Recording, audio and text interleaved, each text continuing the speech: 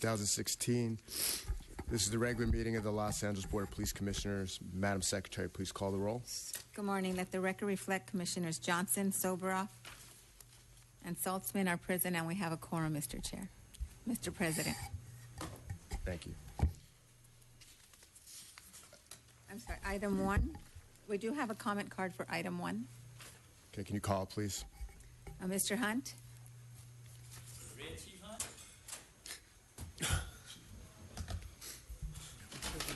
Everyone's here. The Red Chief Hunt for approval on item 1 to 746.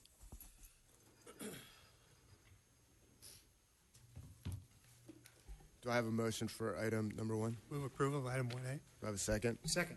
All in favor? Aye. Any opposed? That item passes. We'll skip to item 4, regular agenda items. Do we have any comments on, Item 4, we do have one comment card. on which one? On 4, I'm sorry, we have comment cards on 1, 2, 3, 4, and So- then 5. 4, A, B, C, D, and E? 4B, I'm sorry. Just for B? Just 4B? Move approval Yes. of item 4A, C, D, and E. Second. All in favor? Aye. Any opposed? No. Okay, so we'll take our the comment on 4B. 4B, Mr. Hunt?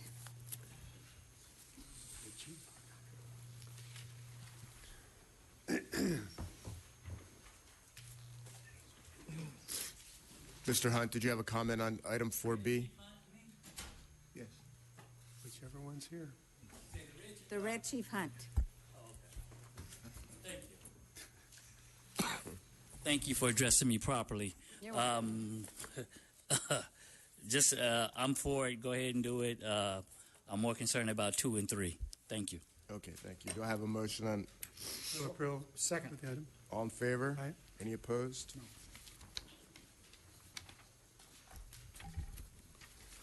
So we'll move to item 2. Any commissioner comments this morning? I hope you feel better. Thank you. Do we have any comments? We have 2 comment cards on this. Okay, please call the comments, please. The Red Chief Hunt, followed by Melina Abdullah. This is on the police mission. This is on commission comments. Thank you. Thank you. The Red Chief Hunt. I want to address the commission with, I seem to be arrested on the 15th of January, capriciously. I was detained for wearing my GARF, and it was protected by Brandenburg versus Ohio, Hunt versus the city of Los Angeles, and Cohen versus California. I was detained in the lobby over at City Council and ejected from the meeting because I had my GARF on. And if I don't recall, this last article says LA gives $215,000 for man wearing a KKK robe, and it was the same incident. I was really appalled by that LAPD would make the same mistake twice or even 3 times.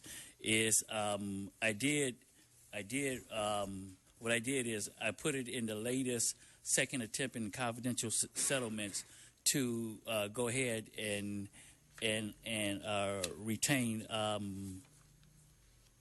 not only the $215,000, but the second attempt. Like Dale Fisher said, if you arrest a man for wearing the First Amendment GARF, that the city would be liable for it, and that since I'm a Ninth Circuit winner, that you guys would actually have to pay twice the amount. That was her ruling in the Hunt versus the city of Los Angeles.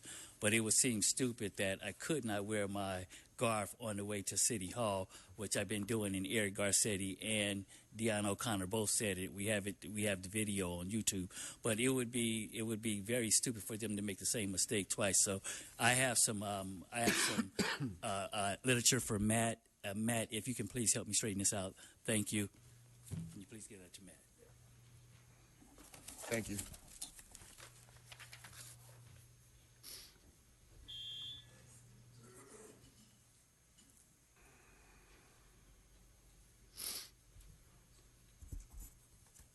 Hi, I'm Alina Abdullah. I think you all know me. I'm here because We have issued demands some time ago. We did this at the end of 2015.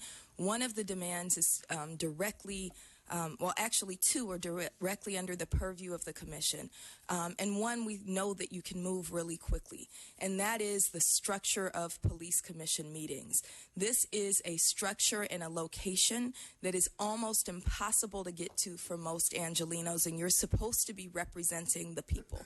And so when we come in, there's gates preventing our entry. There are police there who often intimidate us. They intimidated me this morning, or attempted to. I'm not easily intimidated. And that is not something that makes this a welcoming commission. You should be a welcoming commission. You're supposed to be representing us. And so we want to, again, push you to hold police commission meetings in the community, not in a space where we feel occupied. Today, we are outnumbered by the number of police in the room. And this is not the way in which we think the police commission, who's supposed to speak on behalf of the people, should be operating. So we issued this demand. We issued this request at the end of 2015, along with a request that you, and I'll give copies of the demands for all of you, along with the request that you fire Police Chief Beck, who continues to lead the most murderous police department in the nation. And he can hide behind the fact that he's requested charges against Officer Proctor for killing Brendan Glenn, but that's not enough. We want a report. We've also asked for a report on all of those who've been killed. What is the status? What is happening with those officers, with the officers who killed Ezell Ford, Riddell Jones, Brother Africa, and I could go on, but I'm at the end of my time. Thank you. Did we have any other comments on this item? Not on this item, sir.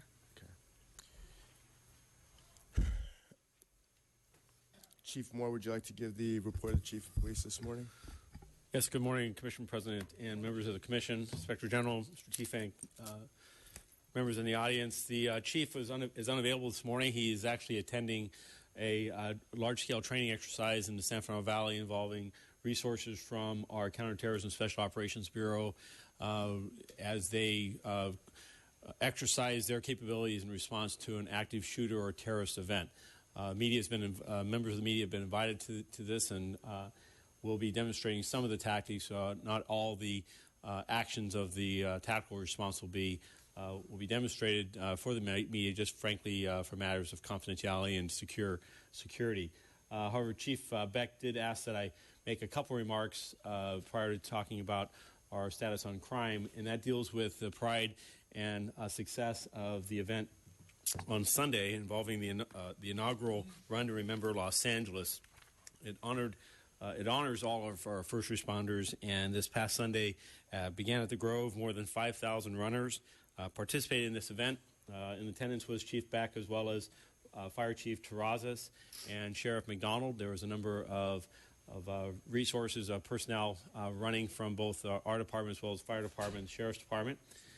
Very proud of the fact that in addition to that, those 5,000 runners, there were 75 different agencies represented from more than 30 states, and 5 countries outside of the United States had participants.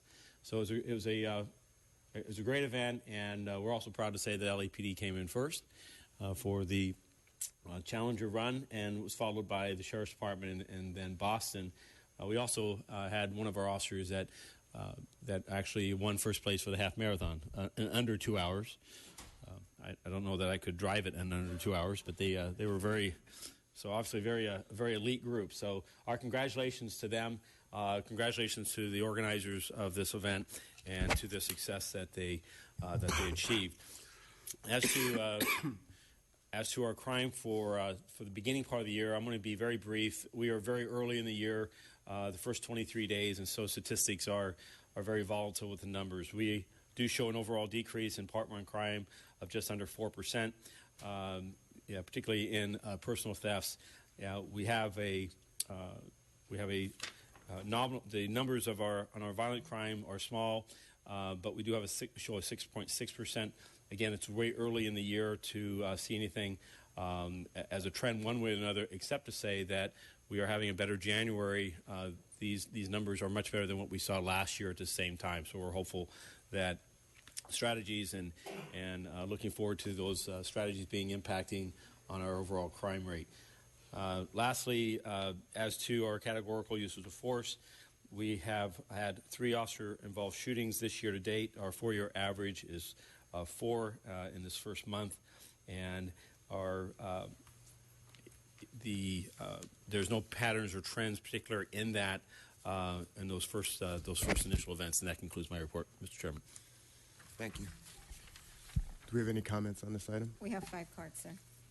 Melina Abdullah, Carol Francis Likens, I believe, and the Red Chief Hunt.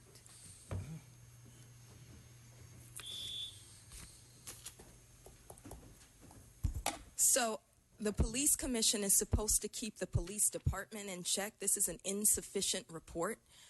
We requested more than 3 weeks ago, or I guess it was 3 weeks ago, reports on what is happening with the cases where police have killed people in the last 2 years in Los Angeles. And the reports that we're getting are about runs and about things that are really inconsequential to the lives of especially the black community. And so we would like you to do the job that you've been appointed to do, which is to hold him accountable. That report was insufficient. Even if you look at the detail that it says that it's going to be reported on, that was not what was in the report. So you're not even holding true to the agenda, right? So there was no conversation about personnel issues and recruitment and that sort of thing. There was no conversation around the statistics that really make a difference to the communities most impacted and especially negatively impacted by the police. And so we want you as police commissioners, especially you as president of the police commission, to not simply accept, not simply rubber stamp everything that he or Chief Beck does, but to hold them accountable. And we know that you have the capacity to do so. We also know that you have the capacity to speak back and respond when we say things. And so we want to know that you are actually representing us. That's what we keep challenging you to do. Actually represent us. So there's a book by Lani Guinier. You know her. She's a legal scholar, right? Tyranny of the Majority, that challenges black folks to be authentic representatives of the community. And so I am challenging you to be an authentic representative. Our communities are occupied, brutalized, and killed, and this kind of fluff report is insufficient and unacceptable, and you have the power to voice that. You're supposed to be our representative, so I'm asking you to please do that. Hi, my name's Carol Francis Likens, and I've lived in Los Angeles all my life. I'd always come from that community that is called white people, where when I grew up, I could count on police officers coming over if I was lost and in a friendly way saying, can I help you? And I just assumed that's the way it was. And I remember Eula Love. I'm old enough to remember Eula Love. And it started to occur to me. I started to learn. You know, that if you've got a badge, you can murder and not get away with it. To me, the most horrific thing is the impunity. Is the fact that you as police commissioners have let the police know that it's okay if you kill somebody because, I mean, especially if they're black or brown, you know, your motto is to protect and serve, but it's not to protect them. That's what you seem to be telling the police. And it just, to me, is pretty horrific to know that if I had black skin and I was approached by a policeman, I would not know that I wouldn't be shot or beaten up. And if I were shot or beaten up, that there would be any consequences to the men. And you're supposed to be the police commission. you're supposed to be the people that are stopping this from happening. And I can see you're not. For the record, Commissioner Kim had arrived prior to this speaker. And the last three speakers on this item, the Red Chief Hunt, Kidogo Kennedy, and Paula Minor. The Red Chief Hunt on the record. I want to talk about a little bit about statistics and racial profiling. Matt, I just gave you a thing on page 4. It tells you postscript racial profiling. And when I say racial profiling, after being arrested 73 times and winning over $500,000 in prizes, but costing the city over $5 million, and it would seem like at some point that this would come to an end. Charging a First Amendment violation criminally in Superior Court, losing the right to due process, Hunt versus the City of Los Angeles, which has already been a proven factor. And really understanding that what are you guys here for, and who do you guys really represent as a whole? Do you guys represent the city, or do you guys represent the police? And really trying to understand that after 2 federal major lawsuits, I'm calling back for the federal consent decree to be for this department to be accountable to an outside agency so that they can report to the people, which they do have a right. It seems in my last 10 years of being down here that nothing has changed. And when we go back to arresting people that's working, or arresting people or killing people that are not really doing anything, that we need to call back for the federal consent decree. We need to have accountability for the people. My campaign is called VoteHunt2016.com because it's for the people. I'm running for U.S. Senate for a reason, so I can make a change. With this, Matt and Tiki and Sovarov, we need to sit down and have a meeting about this and see how we can resolve these same issues from happening again and again. And just not in federal court, because I'll beat you guys every time in federal court, but for the people as well. The Red Chief Hunt has now spoken. We need to resolve the issues. Thank you. Thank you. Kidogo Kennedy, followed by Paula Minor. Good morning. My name is Morning. Dr. Kennedy, and it is my pleasure to address you this morning. I am here because I really want to encourage the Commission to take a stand for brown and black communities. In these communities, there is terrible violence and there is terrible intimidation felt by persons just trespassing and doing their regular business. Myself, as a working professional woman, have been stopped on numerous occasions by police and intimidated and harassed for no reason at all. On one of these occasions, I was asked to produce a sales slip for the vehicle that I was driving on my way to work. It's a brand new car, and I was asked to produce a slip for that to prove that I purchased. These types of intimidating factors cause high levels of anxiety and stress, not only among community members, but individual persons. And I appeal to you in your great intelligence and social justice background and forward-thinking esteem to please do something more to support communities of color as they do their best to live as American citizens. Thank you. Thank you. Thank you.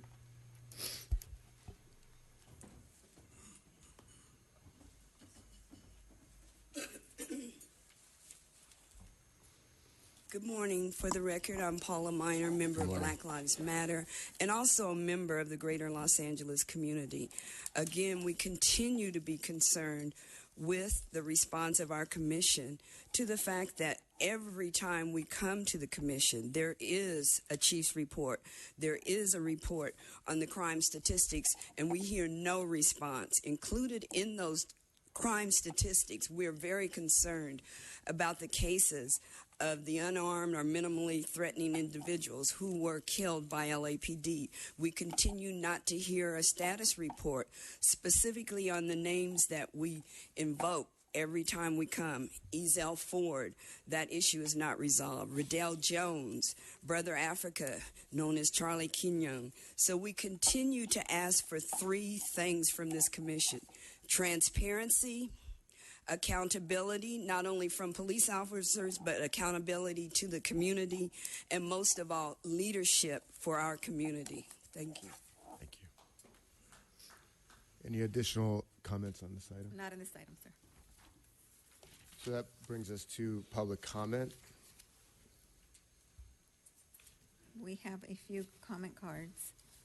The Red Chief Hunt, George Luck, Kidogo Kennedy.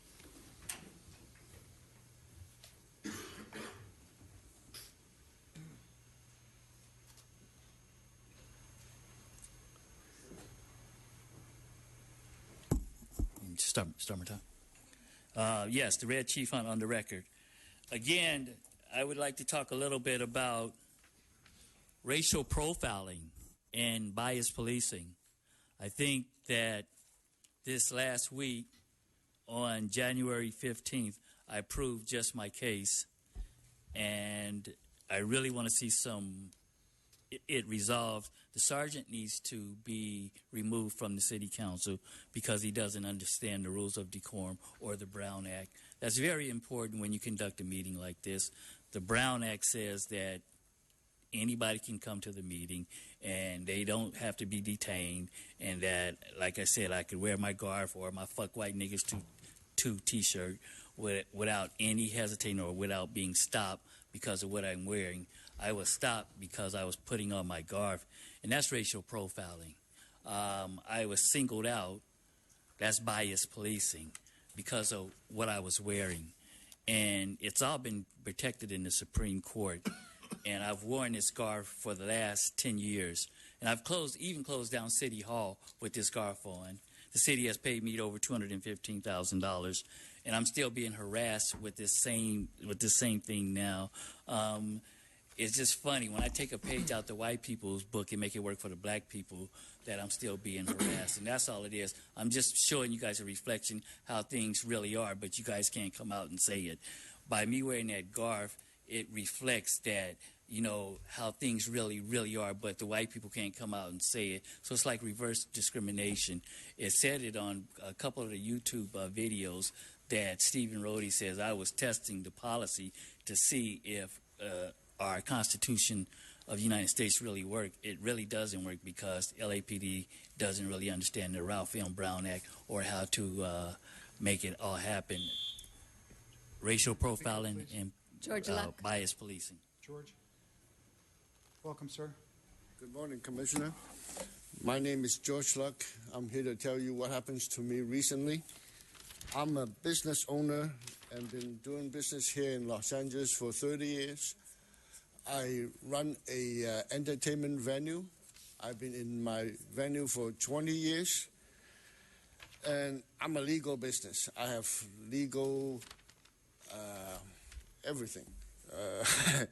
Business license, ABC license, health permit, police permit, fire permit, everything. So in the last 5 months, something happened to me. September 11, I have a police sergeant came to me and say, look, you don't have a valid conditional use permit, you cannot open. And I'm just stunned. And I say, gee, you know, there must be a mistake. There must be some kind of misunderstanding. You know, I'm in the pipeline for conditional use permit. I filed it 2009. It's been continued by the city. And I'm doing everything that I'm supposed to. On the other hand, at the end of the day, I was closed down.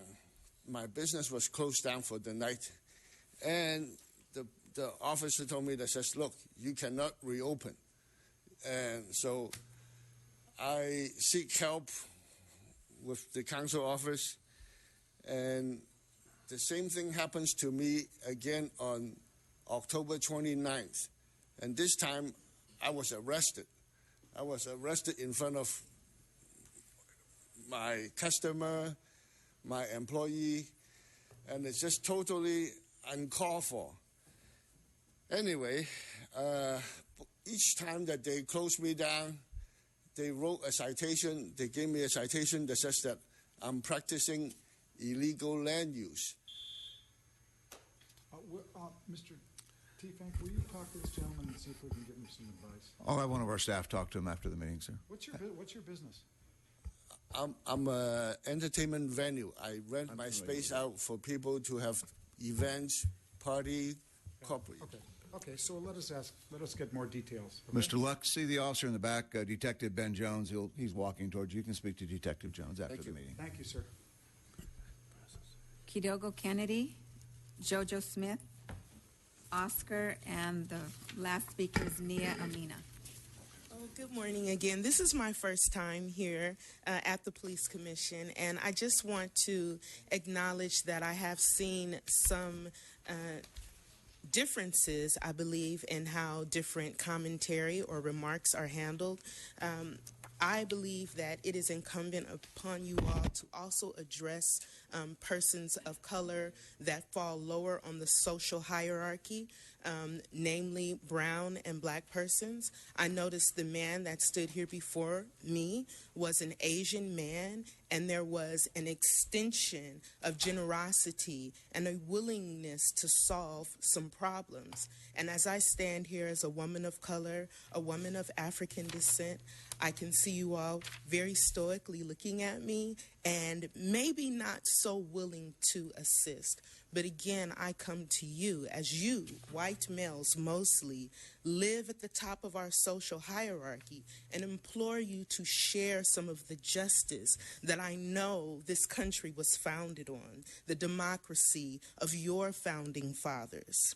I stand here requesting for you to deep dig into your heart and to avail yourselves to vindicate the lives of Brother Africa and Ezel, right? That we are here in mourning for people of our community who are terrorized, and we are asking for your benevolence, and we are asking for your assistance, and we are asking for your social justice to bubble up and spill over into our community.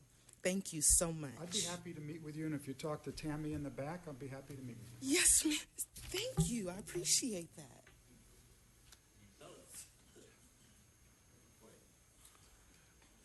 Jojo Smith, Los Angeles Community Action Network, Stop LAPD Spying Coalition.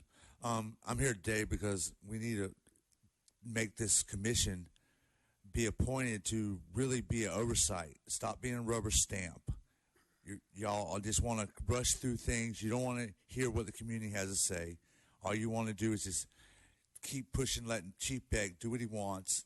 You know, when Ezel Ford was killed, the officers weren't put on charges. But because a black man kills another black man, you want to throw charges on him. You know, it's mighty funny. It shows the racism in your police force. You know, we need to realize that Black lives matter, and we all matter. Need to stop rubber stamping all what the police force is doing. Oscar. Hi, I wanted to thank you guys first for being involved in the MLK parade. And I saw you guys walking out there and everybody's cheering and clapping and everything. And I was also involved in a similar type of parade, or maybe march, you might call it, in November of 2014, which is a civil rights march. Same thing that you guys are standing up for, right? MLK and civil rights and making improvements in our system. And when I was in that parade, I was with about 30 other kids, a lot younger, or not a lot younger, maybe in their early 20s. And eventually, around midnight, we were surrounded by over 100, maybe 150 LA police in riot gear. We had no weapons. We weren't vandalizing anything. A bus was brought in, and we were taken to jail. Told we were going to be processed and released. Woke up in a cell with 40 other males. No soap. We didn't receive soap till maybe 3 p.m. that afternoon, so we weren't released that morning. We were held until they told us 5 after 3 o'clock came around. Said 5 o'clock you'll be released. They didn't let us out. 9 o'clock the next night came, and we thought we were being released, so they're calling us out by name. We were chained up and put into vans and taken from the downtown station to South Central, and we were released there at midnight. And so I had a hearing with Charles Salazar, which he told me not to record, and that he wasn't going to record it either, so I recorded it anyway myself, so I can have some evidence of what he was telling me. And he said that he was pretty much letting us off the hook without any charges. I told him, I'm not getting let off the hook. I already went to jail for something I didn't do. I didn't do anything wrong.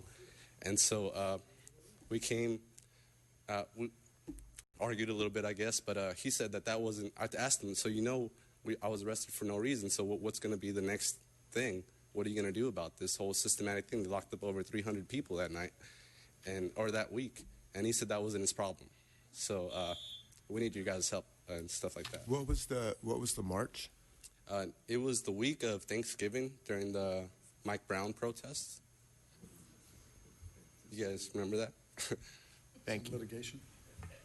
Litigation. Okay, thank you. Nia Mina? Was the last speaker? Last speaker, yes. I'm up here speaking for myself and my mother as well. Once again, the commission has found a way to keep people from speaking by handing them back their cards once they've submitted and switching around numbers.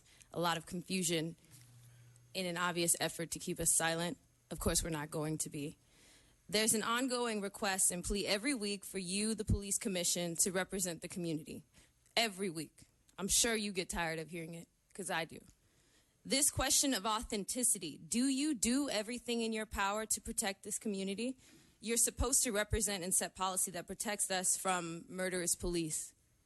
And that's just what it is. That's the reality of what you're doing. You're supposed to do.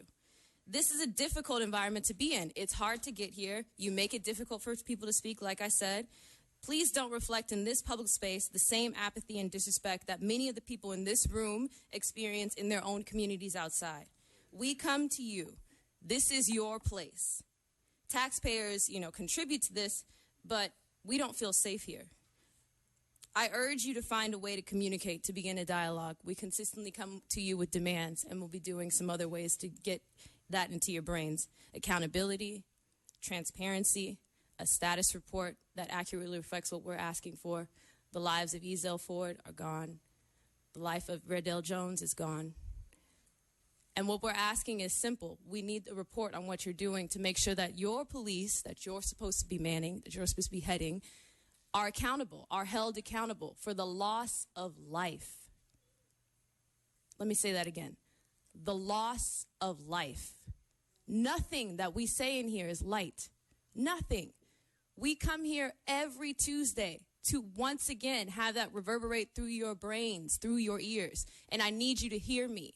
The loss of life.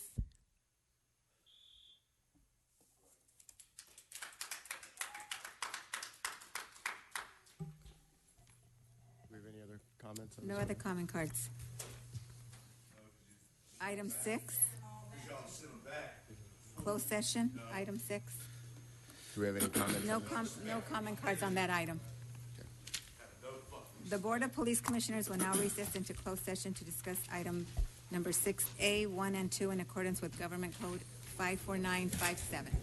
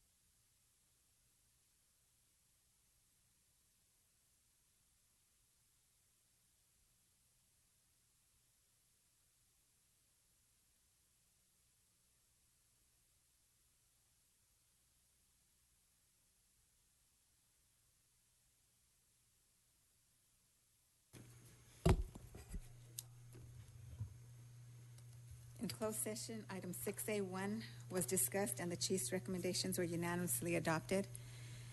And item 6A2 was discussed and the chief's recommendations were unanimously adopted. Mr. President, is there a motion for adjournment? Do we have all in favor? We are adjourned. Thank you.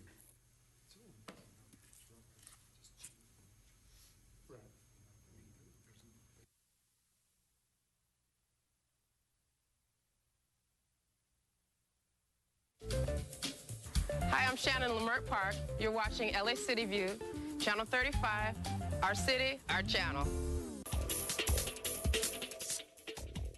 On this episode of At Your Library, we're going to take a close look at the wonders of the Central Library and get a rare peek behind the scenes. We'll also see how the library honored legendary author Ray Bradbury, and we'll venture out on the cutting edge at your library.